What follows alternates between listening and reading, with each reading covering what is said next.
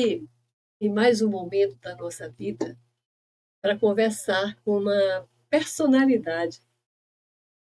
É uma eu digo que o doutor Serafim, nosso deputado, nosso advogado, ele é uma figura na nossa vida, histórica. Vai ser tombado. Pensa. Então, Obrigado.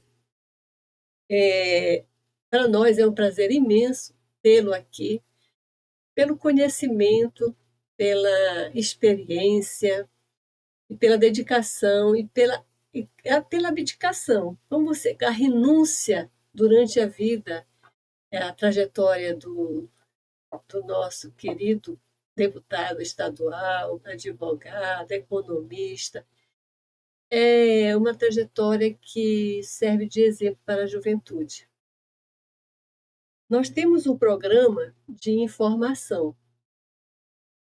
E quando nós pensamos nesse programa, nós pensamos em ter as pessoas aqui conosco que pudessem contar a história do nosso Estado, a história da administração do nosso Estado, como ele caminhou, como a Zona Franca influenciou ou não no desenvolvimento econômico, social e principalmente na educação do nosso Estado. Então, nós agradecemos, porque eu não vou falar muito, senão ele não vai contar a trajetória dele, vai eu contar, que eu não sei tudo, né? É muito longa. Hoje nós iremos conversar com o doutor Serafim sobre a história da Zona Franca, o percurso, o caminho da Zona Franca e o seu desenvolvimento, também o desenvolvimento sustentável, mas é tanta coisa que nós precisamos conversar com ele que nós vamos por parte. Espero que ele venha a próxima vez. Boa tarde, né? Boa Porque o nosso tarde, doutora programa está Eunice. É aqui. alegria de estar aqui consigo e contribuir com o seu programa. E parabéns pela iniciativa. É muito bonito, é um exemplo muito bom para toda a sociedade. Uma pessoa com a larga experiência que a senhora tem, já juíza aposentada, possa fazer e contribuir com a sociedade, com a transmissão de conhecimentos, fazendo um podcast. Parabéns, a senhora está à frente do seu tempo. Oh, então, obrigado, o senhor também, né? Por isso que estamos aqui. Doutor, e economista, advogado, não sei como dizer, amigo do nosso Estado, né? Serafim, pronto. Serafim, né? Então, Serafim, vamos lá. Vamos falar sobre a sua trajetória primeiro, depois nós podemos entrar em outro. Não precisamos aqui elaborar perguntas para o senhor. O senhor pode desenvolver o tema da melhor Certo. forma possível. Porque eu realmente quero entender como é que funciona. Até porque isso do judiciário é uma coisa, né? Se o senhor me entregar uma vara ou uma jurisdição para eu administrar, eu, eu acho que eu consigo, pelo menos, levar mais ou menos, né? Mas isso aqui, a economia do nosso Estado, do nosso país, é com o senhor. Vamos lá. Muito obrigado, doutora. Eu tenho que começar a história pelo meu avô. Em 1925, o lendário comendador J.G. Araújo, ele era um grande benemérito, tanto da Beneficente Portuguesa quanto da Santa Casa de Misericórdia. E ele queria fazer uma obra na Santa Casa, que era a fachada da Santa Casa em pó de pedra, que é semelhante à igreja de São Sebastião. E ele foi a Portugal e foi lá numa cidadezinha chamada Lourosa, que é uma terra de trabalhadores da construção civil muito especializados. E ele contratou o meu avô, que chamava Serafim, o meu tio-avô, que chamava Joaquim, eram especialistas em estuque e pó de pedra. E eles vieram para Manaus contratados para fazer a fachada da Santa Casa. Ali ainda vivíamos aquela fase boa da borracha. Estava já na fase final, mas ainda era boa. Bem, o meu avô e meu tio-avô vieram. Quando foi 2 anos depois, eles mandaram buscar o meu pai. Meu pai chegou aqui em 1927. Em 46, o meu pai casa com a minha mãe, Dona Safira, também de família portuguesa. Eu nasci em 47. Nasci, portanto, no pós-guerra, quando nós enfrentamos a maior crise de todos os tempos. Por quê? Porque a fase áurea da borracha acabou ali na terceira década de 1900. Até 1930 foi quando quebrou, e os anos 30 foram muito ruins, mas aí veio a guerra, e com a guerra o Brasil fez um acordo, que é o chamado Acordo de Washington, o Uhum. presidente Roosevelt e o presidente Getúlio Vargas. Os Estados Unidos queriam a nossa borracha, era isso que eles queriam. Sim. Deram dólares, deram armamentos e tudo isso para o Sudeste. Agora, quem pagou a vida dos nordestinos, principalmente cearenses? Vieram 80 mil cearenses para o Amazonas, dos quais 40 mil morreram picados pelo mosquito da malária, e 40 mil sobreviveram em condições análogas à escravidão, trabalhando no seringal e tendo uma vida bem ruim.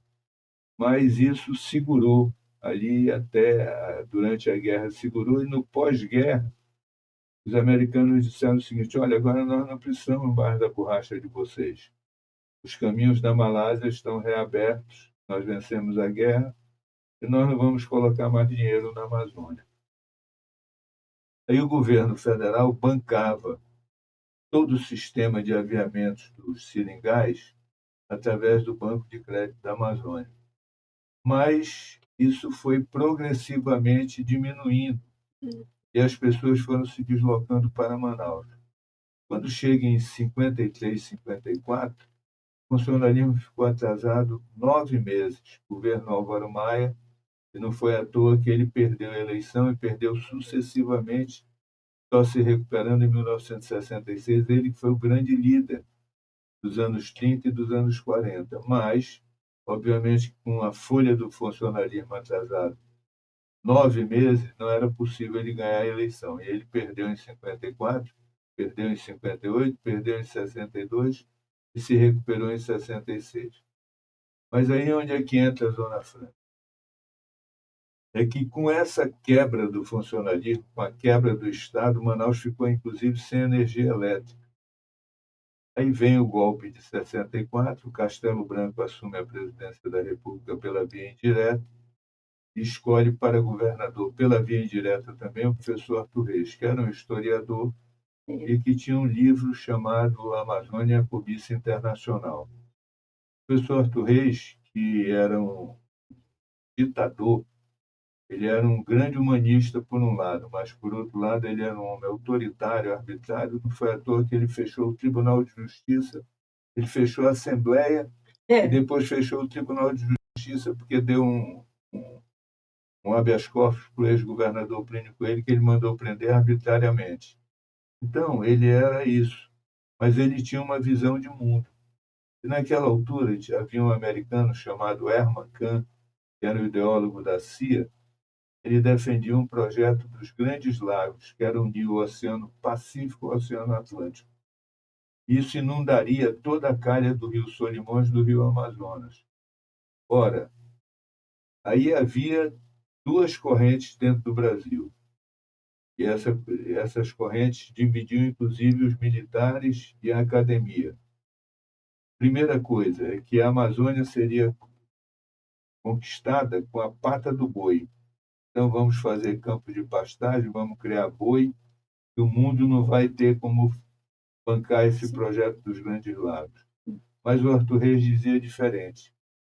Vamos ocupar a Amazônia com a presença do homem. E ele, enquanto governador, o primeiro pleito dele ao Castelo Branco foi que implantasse a Universidade do Amazonas, que tinha sido refundada pela ação do deputado Arthur Vigílio Filho, pai do Arthur Vigílio Neto, e também a contribuição muito importante do Almino Afonso, que ainda hoje está vivo, com 95 anos, mora em São Paulo. Muito bem. Refundada a Universidade do Amazonas, nós ressurgimos, mas nós não tínhamos atividade econômica. Por quê? O Banco de Crédito da Amazônia deixou de financiar, porque o Roberto Campos, o avô, que era o ministro do Planejamento, vetou que continuasse fazendo do jeito que era. Como é que funcionava? O banco dava dinheiro para os aviadores, por exemplo, JG Araújo, e eles financiavam os regatões e os barcos para subirem os rios e deixando mantimentos nos seringais. E, na volta, recebiam um pagamento em borracha. E, quando chegava em Manaus, aquele financiamento era pago em borracha. Muito bem, o Roberto Campos disse, olha, isso é escambo, não tem como Sim. continuar funcionando, nós vivemos no capitalismo, tem que ter moeda. Isso quebrou o extrativismo de vez. E é aí que surge a Zona Franca de Manaus. Por quê? Porque começou um êxodo muito forte do interior para Manaus e para Belém. E o Castelo Branco cobrou do Roberto Campos, você criou o problema, você tem que dar a solução. E a solução veio através do seguinte mecanismo. Foi deslocado para Manaus o navio Rosa da Fonseca e durante 7 dias o navio foi de Manaus a Belém e dentro do navio os governadores, os ministros, os empresários e foram discutindo uma solução.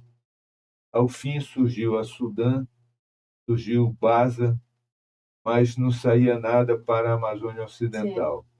E aí, finalmente, no dia 28 de fevereiro, 15 dias antes do Castelo Branco sair, ele faz o Decreto-Lei 288, que recria a Zona Franca de Manaus. E aí nós temos o primeiro momento, o segundo momento e o terceiro momento, que eu já falarei em seguida. Tá certo. E o senhor, nesse período, já advogava, já estava trabalhando? Não, nesse momento, quando a Zona Franca é recriada, eu estava entrando na Faculdade de Ciências Econômicas. Então, tive a graça e a felicidade de conviver com o professor Samuel Benchimol, professor Saúl Benchimol, Francisco Ferreira Batista, graças a Deus ainda vivo conosco, Zé Maria Pinto e tantos outros professores na faculdade.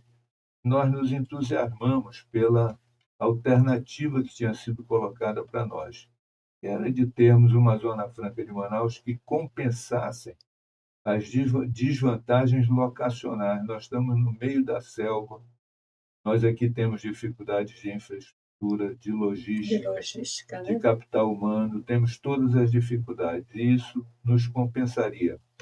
E aí eu me engajo nesse movimento de economistas, eu ainda na faculdade, e aí começamos nessa parada. A Zona Franca tem a primeira fase, foi a fase do comércio, porque o Brasil era fechado para o mundo e o mundo fechado para o Brasil. Com alíquotas, por exemplo, eletroeletrônico não podia nem importar, mas para cá podia. Então o Brasil vinha comprar eletroeletrônico aqui. E aí tinha cota de bagagem, só podia levar. No início era $100, depois $200, depois tudo controlado, $500, né? Tudo controlado. A Receita tomando conta do aeroporto e tal. Eu trabalhava com meu pai. Nós tínhamos uma loja de material de construção. Mas aí, o que aconteceu? E eu sempre costumo contar essa história para os empresários. No ano de 74, quando nós levantamos o balanço, eu sou formado em contabilidade, técnico em contabilidade e economia. Eu me formei em direito depois. Mas aí o que aconteceu? Eu verifiquei que no balanço a gente tinha pago mais imposto do que nós tínhamos retirado o dinheiro da empresa. E aí surgiu um concurso da Receita para fiscal de tributos federais. Esse concurso pagava o salário equivalente a um Fusca por mês. Você passasse, você tinha um emprego, se você não gastasse em outra coisa, você podia comprar um Fusca. O professor podia comprar um Fusca? Não, o professor não podia comprar o Fusca, ele comprava, quando muito, um gordinho. Um gordinho. Mas o fiscal da Receita, que era o melhor emprego da República naquela altura, podia. E aí eu conversei com meu tio Alcino, que era uma pessoa muito lúcida, né? E ele disse: tio, olha aqui, a empresa deu tanto de lucro, mas a gente pagou tanto de imposto, isso é menos do que nós tiramos para nós. Aí surgiu esse concurso, eu estou pensando em fazer. Ele disse assim: se tu estudares, tu passas. Vai em frente, porque trabalhar para o governo, tu já trabalha, só que o governo não te paga nada, ao contrário, tu é que trabalhas para o governo. Então vai e faz o concurso. Aí eu fiz, passei, fui para Brasília fazer o curso de treinamento, Quando voltei, fui para Boa Vista, e o Boa Vista era território federal. Essas são histórias muito bonitas, porque eu vivi Boa Vista quando ela tinha pouquíssimos habitantes. Tinha um governador que era um ditador maluco chamado Fernando Ramos Pereira. Ele era coronel aviador. E aí, assim, na primeira semana que eu estava lá, ele mandou me chamar no palácio. Eu tinha 30 anos, aí de repente sou chamado na sede do governo e tal, porque a Receita controlava o ICM. Então, nada podia entrar ou sair que não tivesse o meu carimbo. Eu era uma autoridade muito importante, Sim. entre aspas, no território.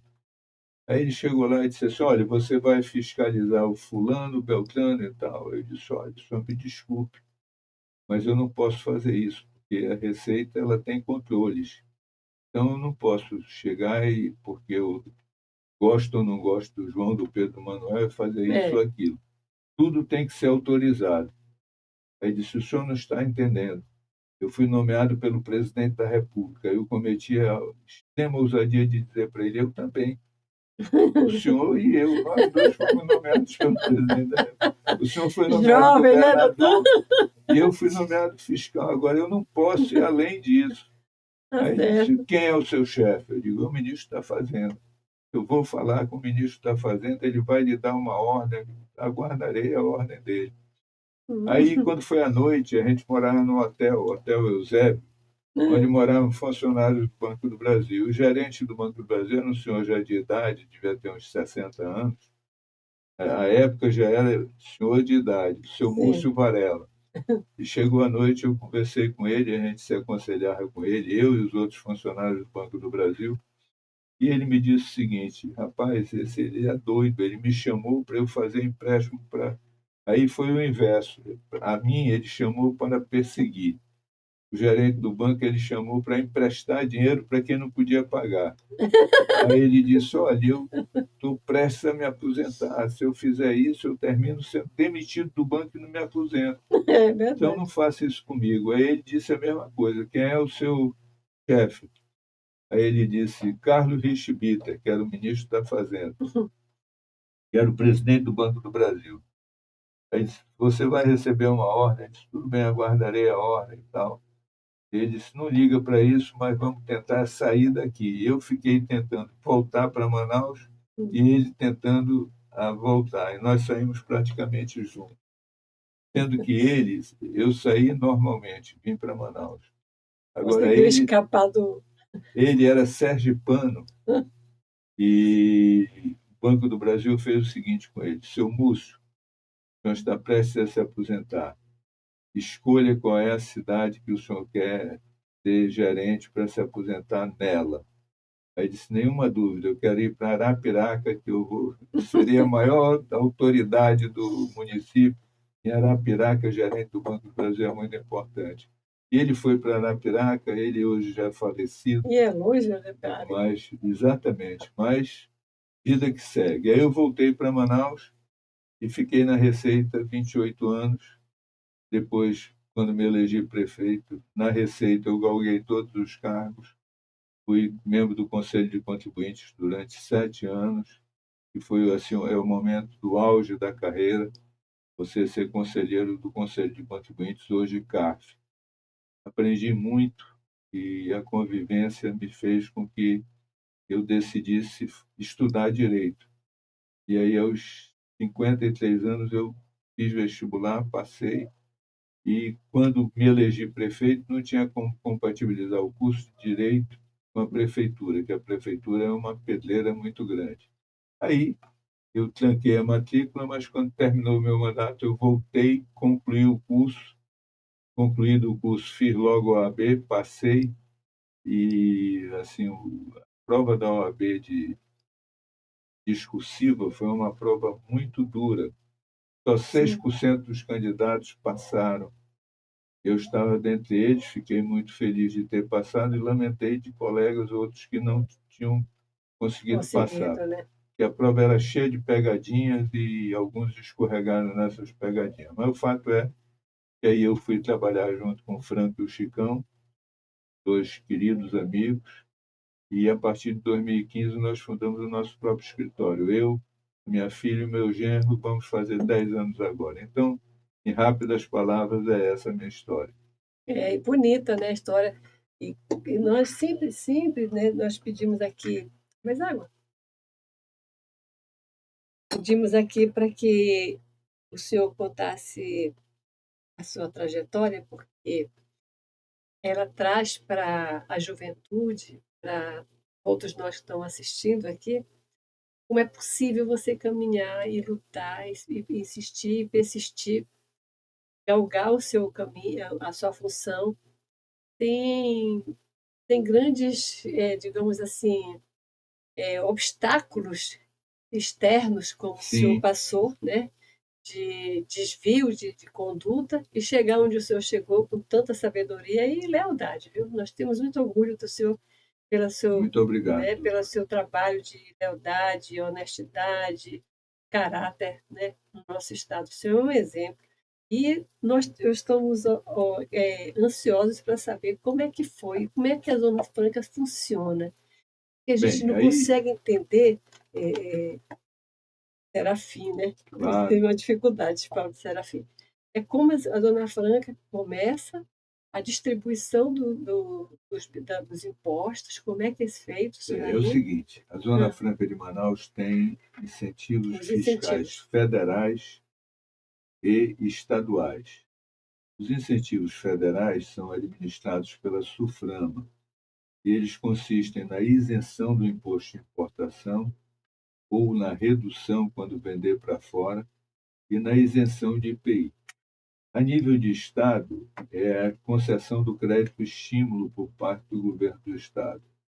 Então, o que aconteceu no primeiro momento? No primeiro momento, a primeira fase foi do comércio, que foi ali nos anos 60, 70, fase áurea. Mas quando chega nos anos 70, ocorre uma tragédia no mundo, que foi a OPEP.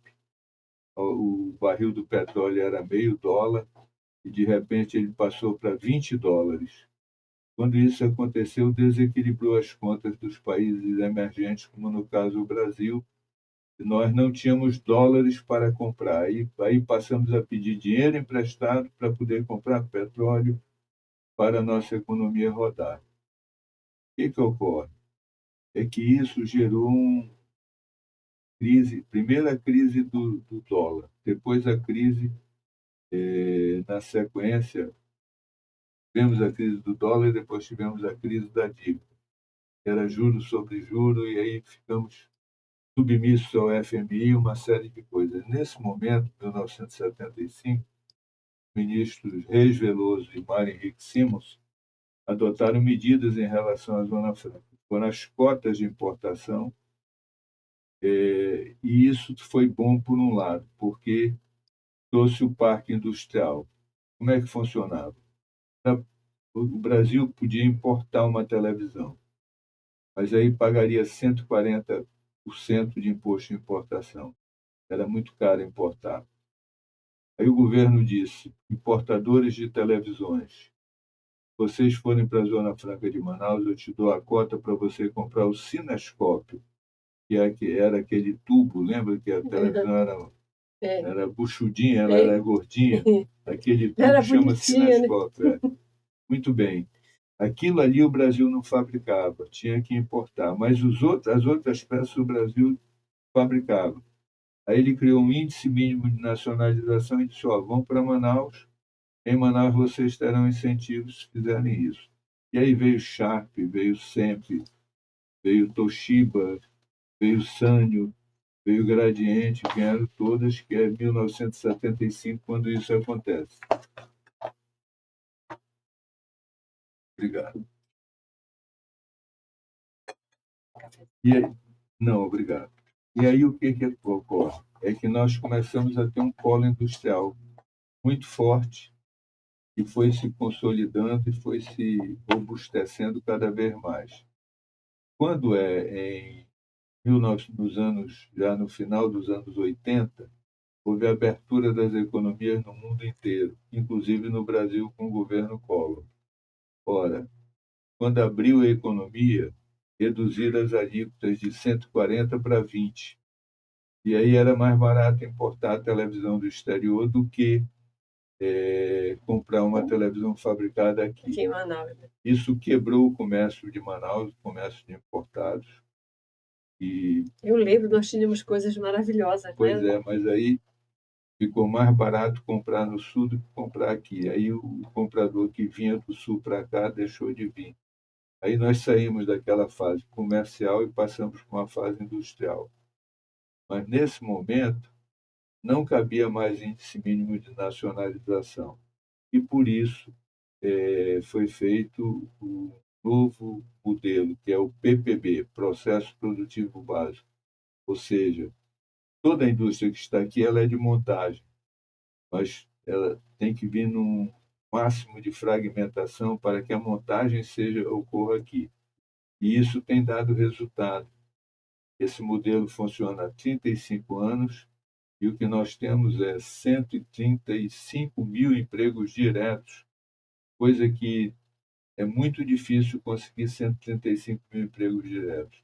Para se ter uma ideia, em janeiro de 2023 nós tínhamos 494 mil empregos e hoje nós temos 569 mil empregos diretos e indiretos. Esses são dados do CAGED, que é o Cadastro Geral de Empregados e Desempregados do governo federal, que mede, e hoje nós vivemos um momento muito positivo da nossa economia. O incentivo da Zona Franca, ela trouxe benefícios para nós. E, Todos. e ela, eu estava observando que o Amazonas é o quinto, é o quinto estado, né? A questão de uma economia, São Paulo é o primeiro lugar, aí vem Minas Gerais, parece, Rio de Rio de Janeiro, Janeiro. aí o estado do Amazonas em quinto lugar. E, Serafim, como é que o Estado utiliza os benefícios da na, para fins sociais? A União recebe uma parte, outra parte fica conosco. Como é que é Sim, feita é o essa seguinte, divisão? esse sistema O de sistema de incentivos nos permite, doutora, o seguinte, tem o incentivo de imposto de importação e de IPI, e tem o incentivo de ICMS. No entanto, as empresas pagam imposto de renda, elas pagam PIS e COFINS, elas pagam a contribuição previdenciária, pagam a contribuição social. O resultado disso é que o Amazonas é um grande arrecadador de tributos federais. Para se ter uma ideia, em números redondos, para fugir dos detalhes, o Amazonas recebeu do governo federal, no ano passado, 10 bilhões de reais. E o governo federal arrecadou aqui 20 bilhões de reais. Ou seja, o professor Samuel Benchimol tinha razão.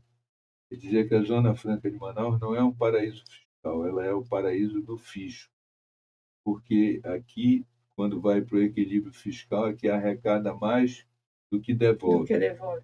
Então, essa é a equação. Essa é a balança. Agora, do ponto de vista social, o maior programa social é o emprego.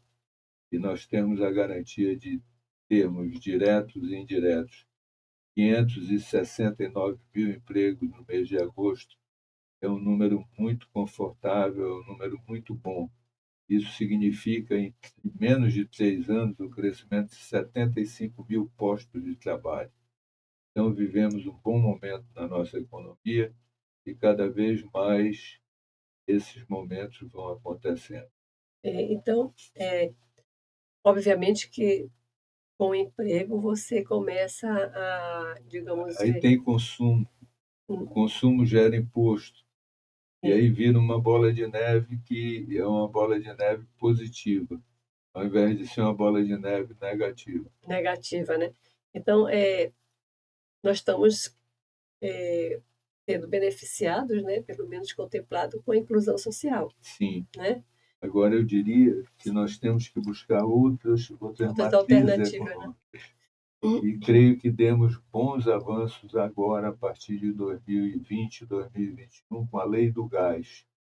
Por quê? Nós tínhamos gás, mas o gás estava debaixo da terra. Era preciso explorar esse gás.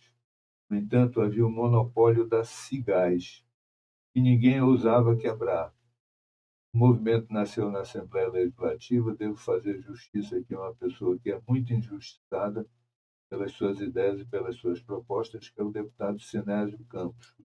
Ele levantou essa questão do gás desde o início e contou com o apoio de outros deputados à época, deputado Fausto Júnior, deputado Josué Neto, e eu dei a minha contribuição nessa direção também, de quebrar o monopólio do gás. Por quê?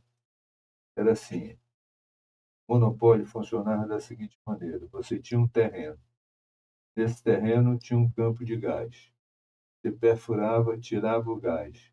E se você quisesse produzir energia dentro do seu próprio terreno, você tinha que passar pela Cigás, tinha que pagar royalties para a Cigás. Então, Aham. obviamente que isso daí impedia. Quem é que vai concordar em pagar dentro do seu próprio terreno uma terceira empresa? Não vai.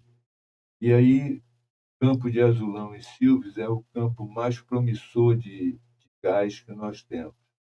O resultado é que a Eneva comprou o campo de gás da Petrobras.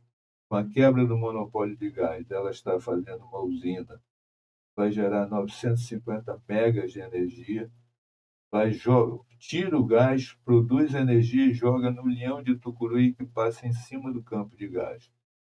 E aí o Amazonas vai sair da condição de importador de energia para exportador de energia. Vamos abastecer Roraima pelo Leão de Tucuruí, obra essa do Leão de Tucuruí para chegar em Roraima, que foi concluída 2 semanas atrás. Então, vejo que esse é um novo momento. Silves e Itapiranga vive um bom momento pelas obras que Feita estão lá, né? acontecendo lá, isso com reflexos, inclusive, em Itacoatiara. E Que é eu muito bom. torço para que isso se amplie cada vez mais.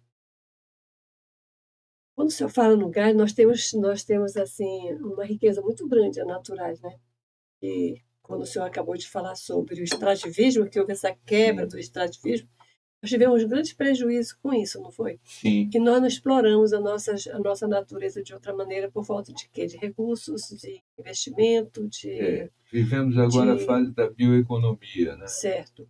A SEDECT, a secretaria que eu exerço, está concluindo o plano de bioeconomia. Bioeconomia o que é? Pegar os saberes tradicionais, pegar as novas tecnologias, casar uma coisa com a outra, usando aquilo que nós temos a biodiversidade que temos na floresta. Então, tem campo para fármacos, tem campo para biojoias, É rico, campo né?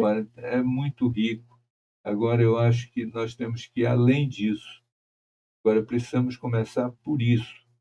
E esse plano será disponibilizado até o dia 20 de outubro, que nós pretendemos lançá-lo na COP30. E isso daí deixa a gente gera uma grande esperança e expectativa no desenvolvimento econômico e social do nosso estado, não é, Serafim? Sim, com inclusão Inclusão social. social. Porque a Zona Franca tem permitido também que a gente mantenha 97% da nossa floresta intocada, sem que ninguém toque. Ela está nativa como sempre foi. E ninguém tem isso. O Brasil Não. tem, graças à Amazônia, e é dever de todo brasileiro preservar a Amazônia. E a Zona Franca de Manaus tem sido esse mecanismo, porque com a arrecadação de ICMS, que é significativa, você tem a participação dos municípios.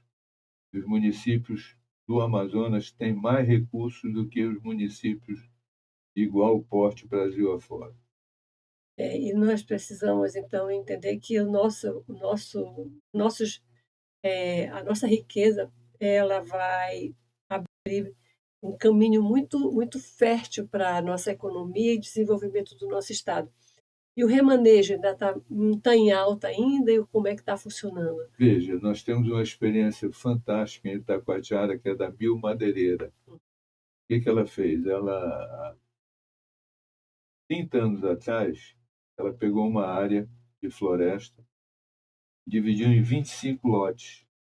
Aí, no primeiro ano, ela retirou as árvores adultas do primeiro lote E aí assim veio fazendo ano após ano. Agora, 30 anos depois, ela está na segunda rodada, porque retirada aquela árvore adulta, ela abre lugar para que uma nova árvore nasça.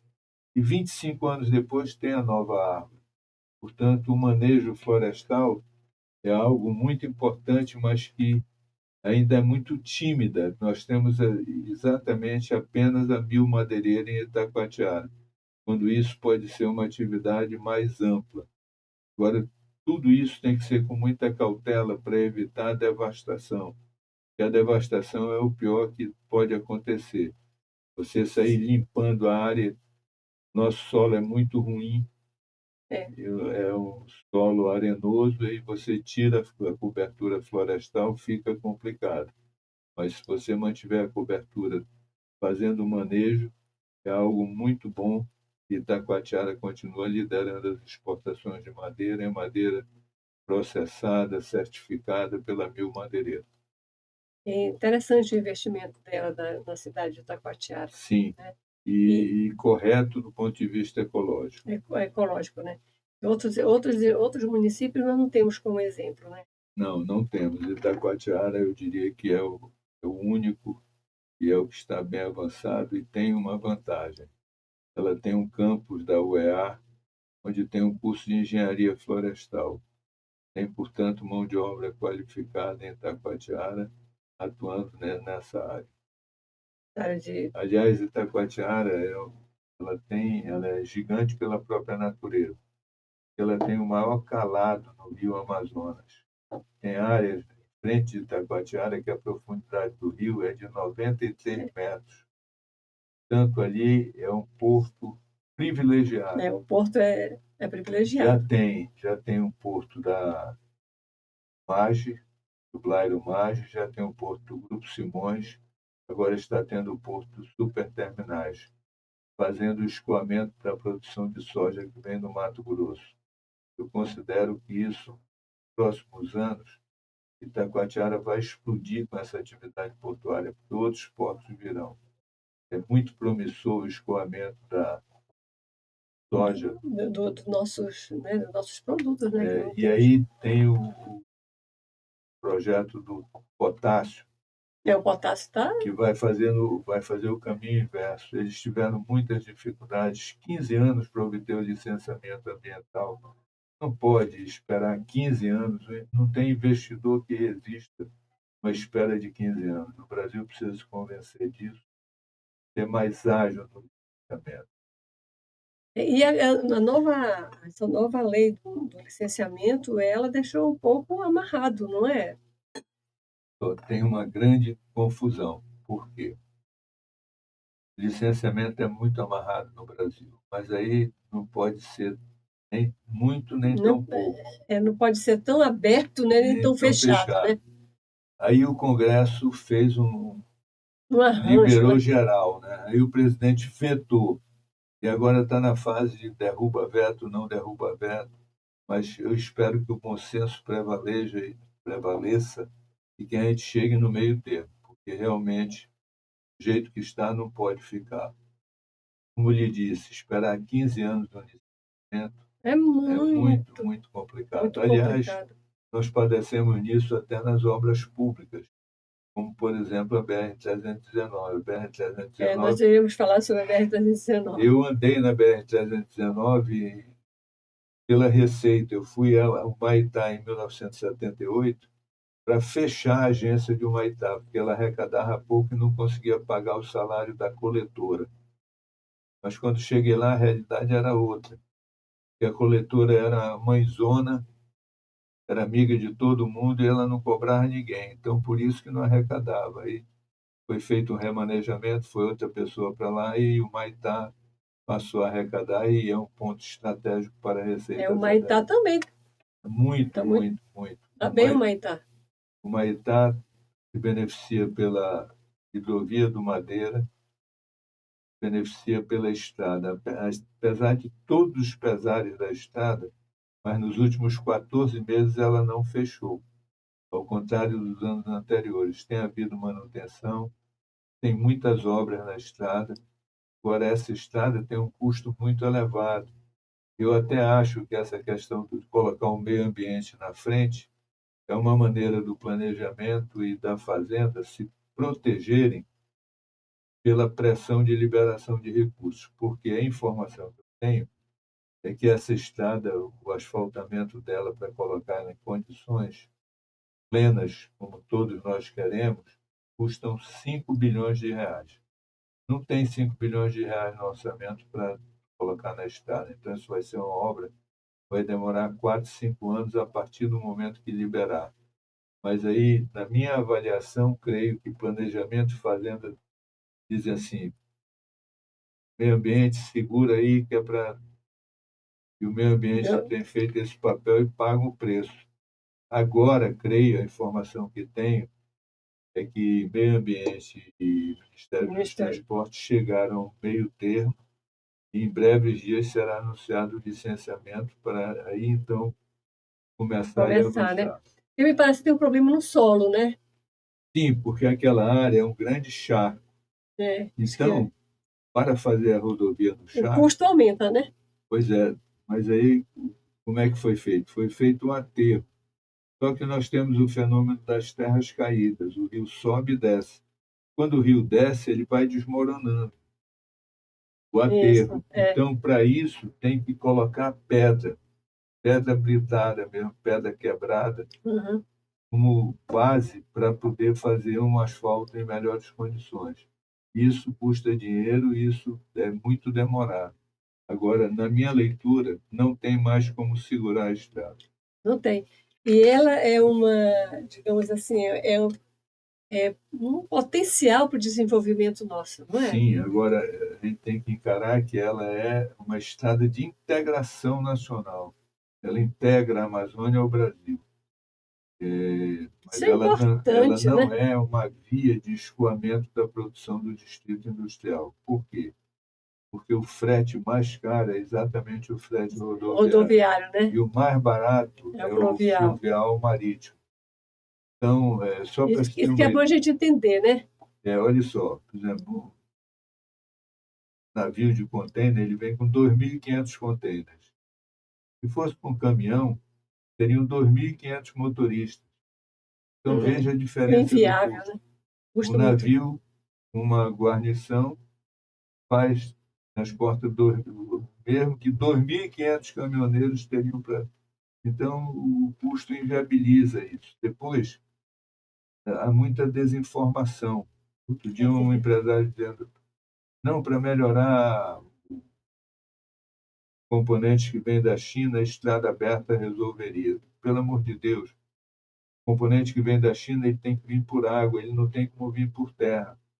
Não existe essa Tem possibilidade. todo um cuidado, né? Vamos defender com os argumentos certos. Qual é o argumento certo? Nós temos 250 mil brasileiros que moram em municípios que estão na margem da estrada e que estão em condições adversas de vida. Você tem Careiro da Várzea, Careiro Castanho, Manaquiri, Altazes, Humaitá, Apuí, Santo Antônio do Mato Pique, Amanicoré e Lábrea. Então, isso, aí tem 250 mil brasileiros vivendo. Uma estrada que tem lama, que tem poeira. Isso. Então, as condições de vida deles melhorará bastante. Isso não são 250 robôs, são 250 mil Famílias, né? famílias que estão ali. É isso. Muito bem. Olha, e essa explicação, uma informação sobre a BR é muito interessante e esclarecedora, né? Eu Porque a gente, sugiro a quem está nos assistindo que abra o Google Earth e veja o traçado, veja que ela é paralela ao Rio Madeira. Nós precisamos cuidar da hidrovia do Madeira, porque por ali é que saem os grãos e por ali é que vai entrar o potássio, vai sair de Altazes e vai entrar no Mato Grosso. Então, paralelamente à estrada, nós temos que cuidar do rio e fazer do Rio Madeira a hidrovia do Rio Madeira, com as devidas placas de sinalização, drenagem, drenagem, né? balizamento, para que nós possamos ter uma hidrovia que favoreça a vida do homem da região. Pelo pelo nosso bate-papo aqui hoje, muito interessante, doutor, eh, o desenvolvimento do nosso município, essa evolução toda para o nosso município vai melhorar muito a condição do Estado. Sim, Até porque o homem não vai ter tanta necessidade de vir para cá. claro. E aí é o seguinte, na hora que Lábrea, Humaitá, Manicoré, Apuí, Careiro, Careiro da Várzea, Altazes, Manaquiri, Apuí, que Uhum. são os municípios que estão no eixo da estrada, eles têm uma capacidade de produção muito grande. A Apuí produz laticínios, só que Sim. produz carne, só que isso está sendo escoado para Rondônia. A partir do momento que a estrada esteja trafegável, e, como eu disse, apesar de todas as dificuldades, ela está trafegável há 14 meses, mas é com muita poeira. Hoje, para você ir daqui a Porto Velho, você leva de 12 a 14 horas, quando isso poderia ser feito num percurso muito menor e muito mais rápido. E veja bem, então a ideia que se tem é de que a estrada vai prejudicar as pessoas que moram, que dá acesso para as pessoas que moram lá, que precisam daquela área para trabalhar. Seria Não, mas o pessoal ficar assustado com invasão não e com vai haver invasão, porque, como lhe disse, essa área do meio são charcos. Ali não tem como invadir, não tem como invadir. Isso aí, de certa forma, é uma preocupação pertinente se a área fosse possível de ter uma atividade econômica, mas não tem, não tem atividade porque ela econômica. é alagadiça. E aí não faz sentido alguém entrar numa área alagadiça para criar gado. Não tem essa hipótese. Muito bem, doutor. Nós temos outras coisas, devemos entrar na política, mas não vai dar tempo, Não, se né? a senhora quiser, eu fico à Eu disposição. imagino que vamos me causar assim, um momento também de muito tempo, dispensar bastante tempo para ficar aqui para discutir sobre política. Era umas coisas que eu queria conversar com o senhor, não sei se nós podemos fazer em outro momento, para falar sobre política, o desenvolvimento do seu trabalho na política, participação na política do nosso Estado, né? Não, eu fico à sua Quanto, disposição. Se quiser, eu posso voltar em outra oportunidade é, também. quanto, enquanto no momento em que o senhor participou durante muito tempo sobre a nossa política estadual, municipal, economia federal, economia estadual, como lidar com o dinheiro, como sermos um grande gestor, que a gestão é muito importante na nossa vida enquanto profissional, né? Trabalharmos como gestor público não é fácil administrar o Sim, dinheiro no erário, né, do que nós precisamos é, con- é, ter- zelar. zelar e dizer para a sociedade o quanto nós providenciamos todos os nossos recursos, manejamos tudo isso daí para poder desenvolver um espaço econômico, social e a inclusão social que tanto se quer no nosso estado, Sim, né? que é Que é importante e importante. equilibra a sociedade. O equilíbrio social é muito importante. Porque sem isso daí não existe como, não dá para se discutir sobre a dignidade humana, a Sim, condição humana, né? Nós temos uma parcela muito grande de pessoas que vivem na pobreza extrema, que chegando, sempre digo que nós não conhecemos a miséria, né? Mas quando você conhece, de repente, uma pessoa que não tem condições, inteiramente degradado. não tem o básico, né? Sua alimentação básica, um café da manhã, um almoço, As pelo, três pelo refeições. menos um lanche no final da tarde do dia, né? Tem muita gente vivendo isso, né? Lamentavelmente, tem. Agora, esse número tem diminuído. Hum, Os números de geração de emprego mostram a absorção pelo mercado de trabalho.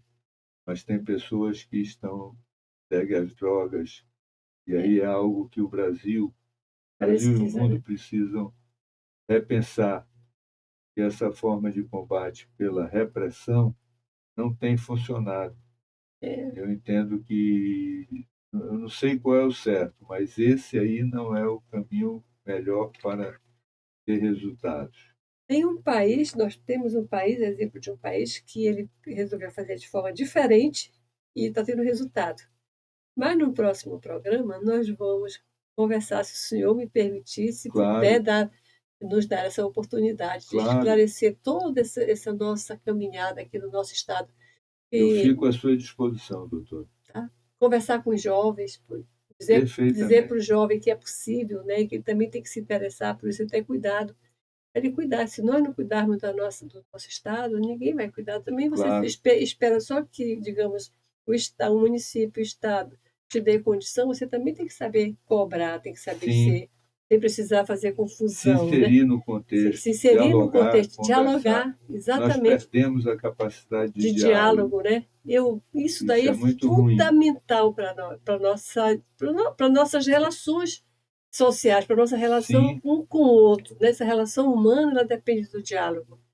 E eu vejo que isso, o Serafim, como o senhor se me permite assim, eu digo sempre, nós tivemos aqui com alguns amigos, o Coronel Vital, principalmente, que eu gosto muito dele. Muito, lá de Itacoatiara. Isso, ele falou para mim assim, o que tu estás fazendo aqui? E nós vamos fazer assim, deixa eu falar. A nossa geração, eu penso assim, sabe? A nossa geração, ela tem responsabilidade, ela tem compromisso, ela tem um dever de se inserir nesse contexto para colaborar com que nós... soluções. Com soluções. Nós não estamos aqui para brigar, para criar caso, para criar polêmica. Pelo menos trazer, né, no próximo programa, qual a solução para tudo isso daí. Vamos discutir uma solução?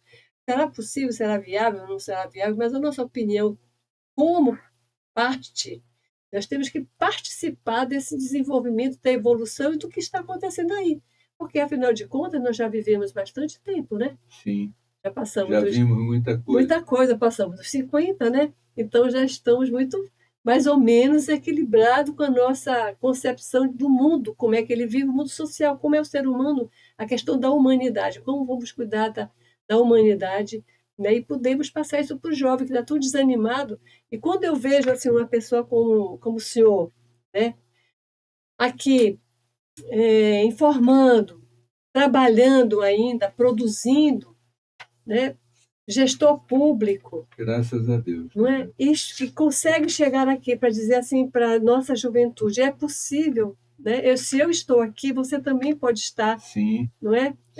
Vamos criar, digamos, gerar entusiasmo, gostar de política, gostar da nossa sociedade. Na minha época de faculdade, a inserção do jovem na vida da cidade era muito maior do que é hoje. Viver a cidade, como diz Aristóteles, né? Vive a cidade, né? Participa. O homem é produto disso aqui, não pode fugir dessa responsabilidade. Eu penso assim. Doutor, eu fico à sua disposição para um outro momento e a gente vai esgotar todas essas pautas. Tá bem? Tá ótimo, muito obrigada. Muito obrigada mesmo. Quero que o senhor deixe sua mensagem aqui para a juventude. A minha mensagem é de entusiasmo, é de saúde e paz para todos e que possamos viver em harmonia, podendo divergir sem nenhum problema, porque da divergência é que surge a convergência. Você diz o melhor caminho é por aqui, o outro diz não, é por ali. Aí terminamos chegando no terceiro caminho, que é o melhor caminho. Então, muito obrigado, parabéns à senhora. Depois de uma vida inteira dedicada à magistratura, a senhora se aposenta, mas não deixa de ser a doutora Eunice, contribuindo sempre para o equilíbrio social. Parabéns pela sua iniciativa, saúde e paz, e vamos em frente. Obrigado. Obrigada e parabéns por tudo que o senhor nos proporciona, essa alegria, e como o senhor acabou de falar, pelo diálogo, pela compreensão, trazendo as suas propostas, né? E discutindo. As universidades de hoje ainda não mudou um pouco, mas a escola ainda pode resgatar essa nossa possibilidade de reunir e conversar com nossos jovens. E o Serafim realmente, ele representa a nossa juventude, a nossa geração da idade de 50, 60, 70 está aqui à disposição de todos nós. Isso é muito importante, é rico demais e é assim gratificante. Muito obrigada pela sua presença, por tudo que o senhor representa para nós, que eu não consigo nem dizer o quanto o senhor é importante, né? Pessoas da geração do senhor, da minha geração, mas a sua foi uma participativa. Porque Obrigado. nós, enquanto funcionários públicos, acho que a gente participa tão pouco, né? Mas cada um que faz, como dizia o meu pai, está naquela pasta, se fizer o seu papel, eu acho que nós iremos longe, Já né? ajuda. Já ajuda. Valeu. Muito obrigada e Obrigado. uma boa tarde, né? Para todos nós. Para todos nós. Muito obrigada. Saúde.